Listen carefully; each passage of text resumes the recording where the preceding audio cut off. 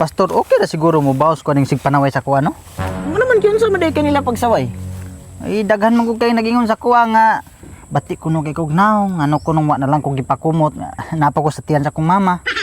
Ay, mao na sakit kayo, Pastor. Ikaw, Pastor, tanaw nimo sa kuha, bati gid kog naong. Kuan kanang kita gyud aning kalibutan. O gipakataw man ta nga lahi-lahi ta ninyong mga naong o na Mao gyud. gwapo na isakto lang na apoy ka ng kaapikipod o nana pero parehas ra tatanan nga mga anak sa Ginoo. Mao gyud. Oh, Pero ang tanaw man nimo sa kuha, Pastor ba? Gwapo ba ko? Bati ba kog naong unsa man sa may tinuod?